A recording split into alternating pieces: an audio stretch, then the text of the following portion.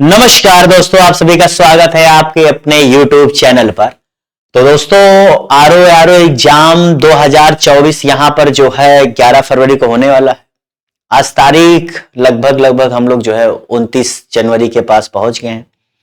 अब बहुत सारे छात्रों के यहां पर जो सिंसियरली होके पढ़ रहे होंगे, उनकी हार्ट बीट तो ऐसी होगी कि वो इस समय मान के चलिए कि उनको अगर कुछ अच्छा जोक भी सुनाया जा रहा होगा ना, तो उस जोक पर वो हंस भी नहीं पा रहे होंगे। क्यों? तो ऐसा कुछ घबराने की जरूरत नहीं है।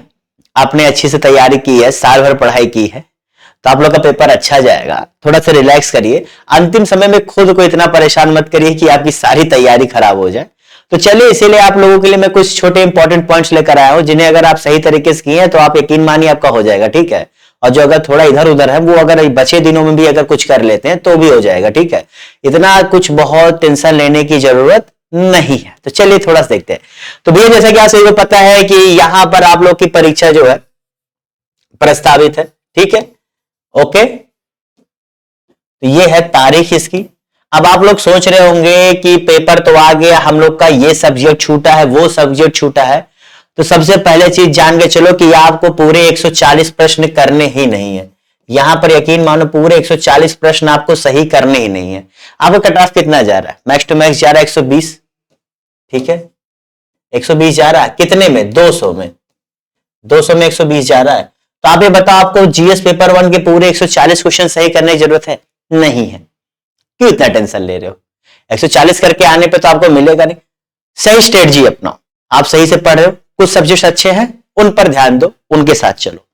पहले तो ये दिल को तसल्ली मिली कि हाँ चलो ये ठीक है, हाँ सर तो ये मतलब ये पॉइंट तो आपकी गौर करने लायक, इसी पर गौर करो, ज्यादा मत सोचो।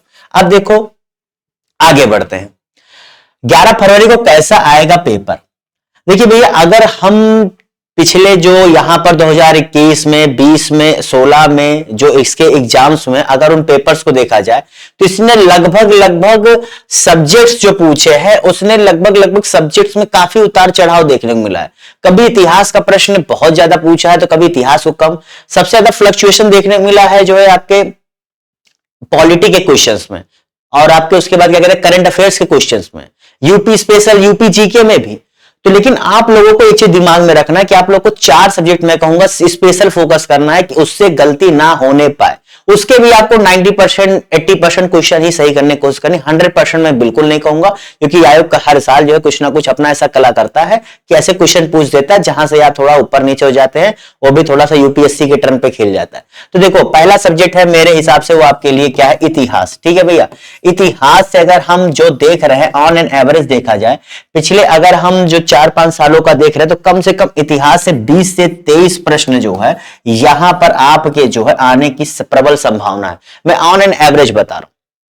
उसके बाद दूसरे नंबर पर मेरी डिक्शनरी में आता है, वो है आपका करंट अफेयर। जी भैया, करंट अफेयर्स को मैं दूसरे स्थान पे लाता हूं। देखिए, करंट अफेयर्स में एक विविध पोर्शन भी आता है, तो विविध पोर्शन को मैं नहीं जोड़ रहा हूं, ये चीज मैं बता दे रहा हूं। ठीक है? अब करंट अफेयर्स को अगर मैं जोड़ूंगा, तो इससे भी करीब करीब क्या 21 से 23 प्रश्न के आसपास आप मान के चले। ठीक है? मतलब इन दोनों के प्रश्न अगर देखा जाए, तो लगभग पेपर में इक्वल वेटेज रखते हैं। ये दो प्रश्न, दो टॉपिक ऐसे हैं ना डियर, जो आपको बहुत हद तक जो है एक आपको खुशी दे सकते हैं। अगर इन टॉपिक्स को आपने अच्छे से पढ़ लिया, इन पर कमांड हो गया, इन पर हो गया, अगर आपकी तैयारी अच्छी है, ठीक है, आपने इन दोनों सब्जेक्ट्स को अच्छे से पढ़ा है, तो इस समय आखिरी समय में इन दोनों पर अच्छे से फोकस करो, क्योंकि सबसे ज्यादा वेटेज यहीं से आपको आएंगे पेपर में। इसके बाद देखिए फिर आपका कहां से आता है, इसलिए मैंने पूरी एक सीरीज तैयार कर ली कि कहां से क्या कैसे। इसके बाद देखो, मेरे हिसाब से आपको यूपी जीके पर भी अच्छी खासी फोकस करना है। क्या है? UP GK. क्योंकि यूपी जीके से कम मेरे हिसाब से कम यहां पर 15 से 17 प्रश्न। जी भैया, 15 से 17 प्रश्न यहां पर जो है आप लोगों को कम से कम ऑन एन एवरेज जो है ये पूछता है। ठीक है? ऑन एन एवरेज 15 से 17 प्रश्न। और चौथा सबसे बड़ा टॉपिक है मेरे हिसाब से जो है, वो है आपका क्या? ज्योग्राफी, जिसमें आपका वर्ल्ड ज्योग्राफी शामिल है दोस्तों। क्या है? वर्ल्ड ज्योग्राफी शामिल है।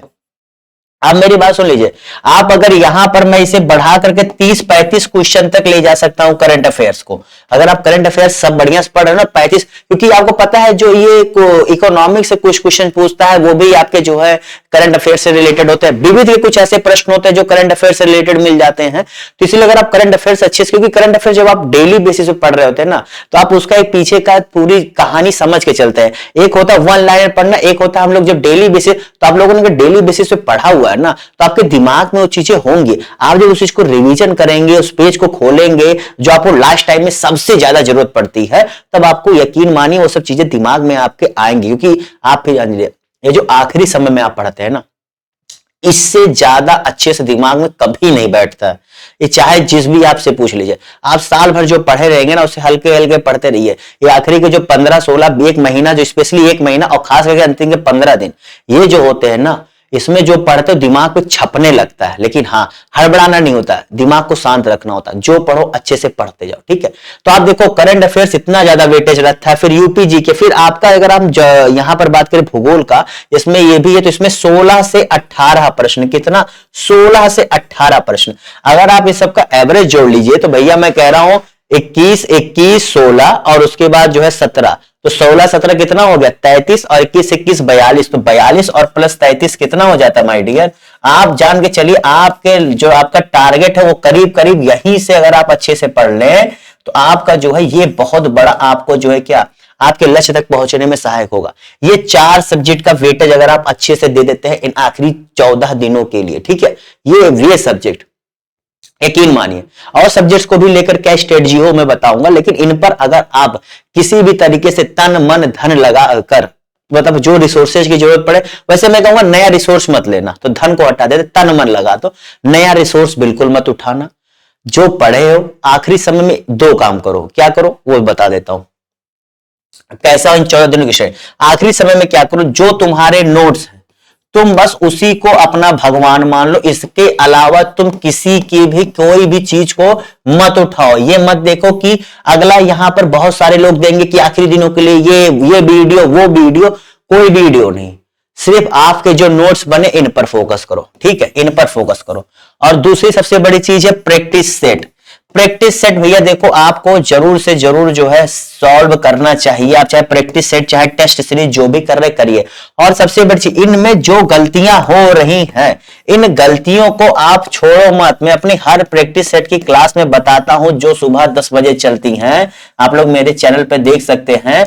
मैं बताता भी हूं कि अगर आपसे जो गलतियां हो रही हैं उसे नोट डाउन करो, उसे समझो, क्या गलतियां हो रही, क्यों गलतियां हो रही, क्या क्यों कैसे, इसका आप जब तक जवाब खुद से नहीं ढूंढेंगे, यकीन मानिए पेपर में भी आपको वही गलतियां होंगी, तो आप वही मुहाने पर खड़े मिलेंगे कि पूरा साल गया, पूरी मेहनत गई और मिला क्या? सिर्फ घर वालों के ताने, समाज के ताने। तो इससे बचना है तो इन गलतियों पर अच्छे से होमवर्क करके जाएं। ये गलतियों पर होम, यही 2 चीज मैंने आपको ना, 2 चीज, यही 2 चीज भैया, आपके जो नोट्स हैं फालतू चीजें छोड़ दो, दूसरा आपका जो प्रैक्टिस सेट कर रहे हो उसमें जो गलतियां और इसमें फोकस करो, दैट्स इट। यही आपके 14 दिनों की मेन स्ट्रेटजी होनी चाहिए।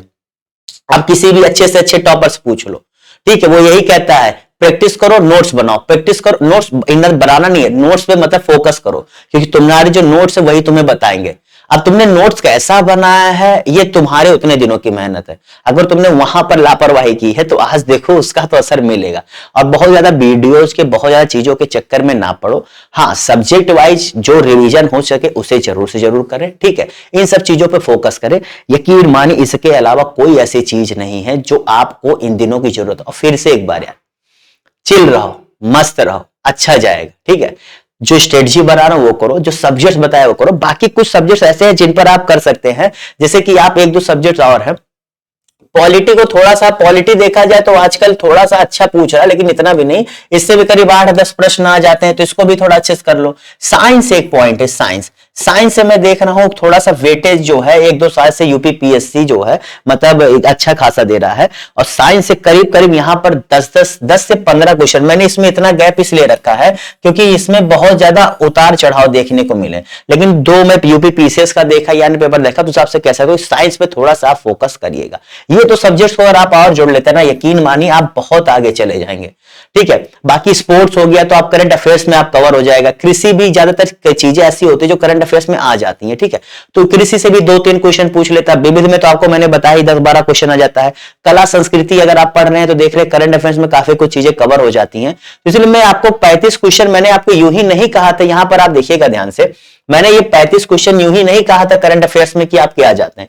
उसका रीजन यही है कि इतनी चीजें इसमें आ जाती हैं आपके जो ये स्टैटिक जीके की, क्योंकि आप जब चीजों को पढ़ते हैं, मैं जब करंट अफेयर्स की क्लासेस पढ़ाता हूं उसके पीछे का एक जिस्ट बताता हूं कि क्या होता है कैसा, उसको बताने का रीजन यही होता है कि आप अगर करंट अफेयर्स पढ़ रहे हैं तो स्टैटिक पोर्शन भी उससे रिलेटेड है, वो आपकी समझ में आपको पता रहे, क्योंकि स्टैटिक पोर्शन से भी आपके क्वेश्चन आते हैं। तो अगर आप करंट अफेयर्स पढ़ रहे हैं उससे रिलेटेड स्टैटिक पढ़ रहे हैं तो ही आपका अच्छा करंट अफेयर्स पढ़ने का तरीका होता है, और पढ़ाने का भी तरीका होता है। ठीक है, जब आप अच्छा पढ़ाएंगे तो पढ़ेंगे, पढ़ाएंगे। ठीक है, उम्मीद करता हूं एक एक पॉइंट है मैंने समझा दिया। चलो अभी साथ बाय बाय कर लेता हूं। चिल रहो, मस्त रहो, कोई भी दिक्कत हो यार दैट इज माय नंबर। ठीक है, मैसेज करो, अवेलेबल मिलूंगा। चिल रहो, कोई स्ट्रेटजी में ज्यादा कुछ दिमाग लगाने की जरूरत नहीं है। बहुत शॉर्ट में बहुत ज्यादा समझा दिया मैंने। आप 72 लोगों से पूछ रहे ना, 72 तरीके की वीडियोस देख लेना, अंतिम में आपको यही मिलेगा कि बस यही सही स्ट्रेटजी है।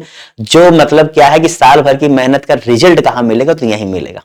ठीक है, तो सब बाय बाय, टाटा, सी यू, और मस्त रहना। फिर से मस्त रहो, चिल रहो, बिंदास रहो। पेपर का टेंशन लिए रहो, इतना ना बिंदास हो जाओ कि पेपर टेंशन लिए रहोगे तभी पढ़ने में मजा आएगा, तभी दिमाग में घुसेगा। तो टेंशन ले, लेकिन इतना ना टेंशन ले लो कि डिप्रेशन आ जाए। ठीक है, तो दोनों को बैलेंस करो और फिर मिलते हैं। बाकी 10 बजे 4 बजे क्लासेज हो रही है, उनको देखो। अंतिम समय के लिए स्पेशल क्लासेज चलाई जाए, रिवीजन स्पेशल, उसे भी देखो। बाकी यूपी पीसीएस के लिए फिर से तैयारी कराने के लिए तो मैं हूं ही। तब तक के लिए बाय बाय, टाटा, सी यू।